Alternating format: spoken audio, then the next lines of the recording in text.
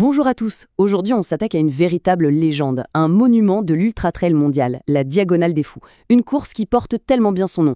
Et on va décortiquer ensemble toutes les forces en présence pour cette édition 2025 qui s'annonce folle. Allez, c'est parti, on plonge au cœur des sentiers mythiques de l'île de la Réunion. Alors, pour bien commencer, il faut vraiment qu'on se mette d'accord sur l'échelle du défi. Le premier chiffre, celui qui frappe tout de suite, c'est celui-là. 165 km. C'est la distance d'un seul coup, d'une traite qui traverse l'île de part en part. Mais bon, la distance, ça ne dit pas tout, loin de là. Le plus brutal, le plus cassant, c'est le dénivelé. Presque 10 000 mètres de dénivelé positif. Pour qu'on se fasse une idée, c'est un peu comme si on se disait « Tiens, on va gravir l'Everest depuis le niveau de la mer ». Sauf que là, c'est sur des sentiers hyper techniques, volcaniques, et bien souvent, complètement boueux. Bon, maintenant qu'on a posé les bases, on entre dans le vif du sujet. Cette première partie, c'est pour planter le décor de ce défi, qui est juste hors norme. Alors, la Diagonale des Fous, c'est quoi au juste? Honnêtement, c'est bien plus qu'une simple course. C'est un voyage au bout de soi-même, une épreuve où le mental est aussi important, si ce n'est plus que le physique. C'est un des sommets de la discipline, le rêve ou, pour certains, le cauchemar de tout ultra-trailer qui se respecte. Allez, passons maintenant aux athlètes. On va commencer par la course masculine. Et cette année, je peux vous dire que le plateau est exceptionnel. La bataille pour la couronne s'annonce absolument épique.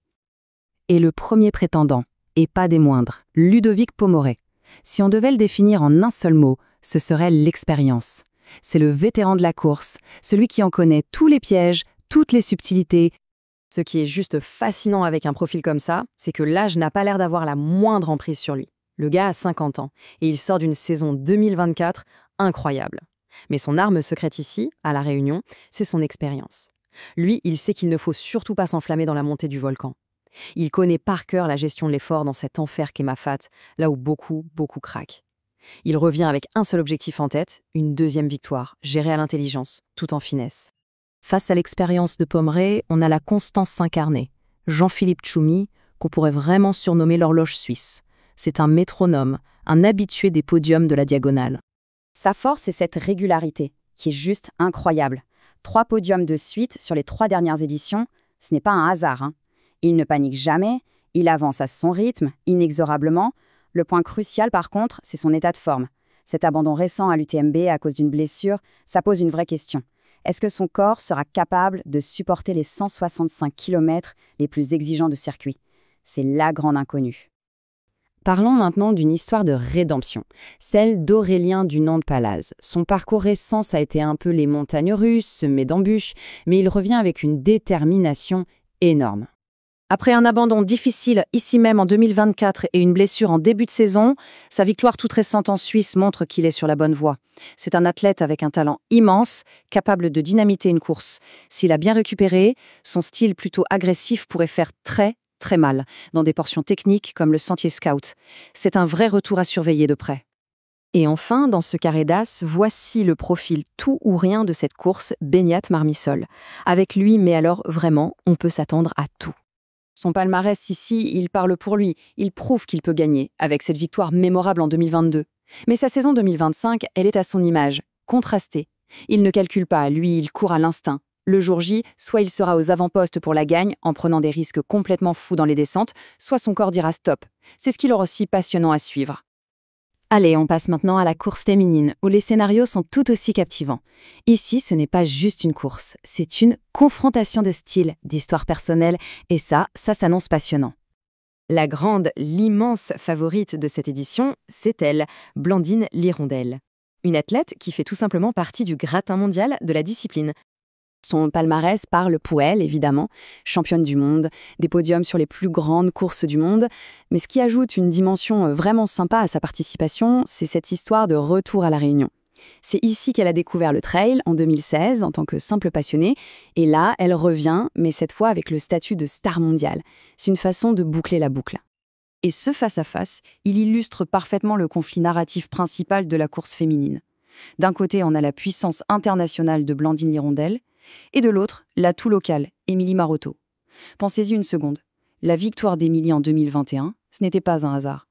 Elle ne fait qu'un avec ce terrain. Elle sait exactement où poser le pied dans les descentes boueuses du Kervegen. Elle sait comment gérer l'humidité suffocante de la rivière des Galets.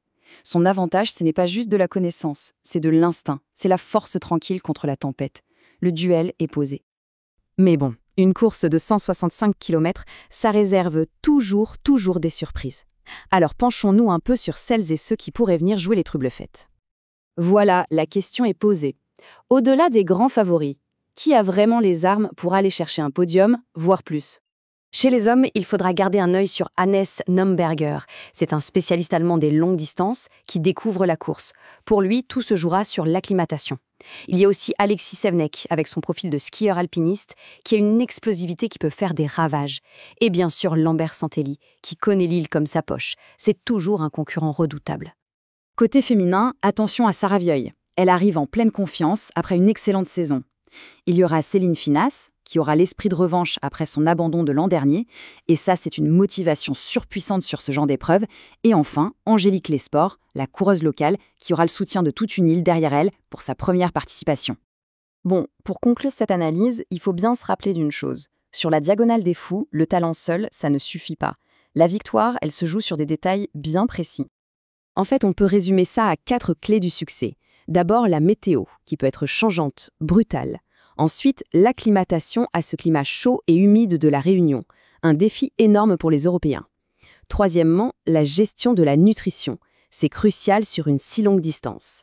Et enfin, et c'est peut-être le plus important, la force mentale. La capacité à ne jamais abandonner, même quand on est au fond du trou. Alors voilà, la question reste entière. Entre l'expérience, la régularité, le désir de revanche et l'avantage du terrain, qui saura le mieux combiner tous ces facteurs? La réponse, on l'aura le 16 octobre pour savoir qui inscrira son nom dans la légende de cette course de fou. Une chose est sûre, le spectacle, lui, est déjà garanti.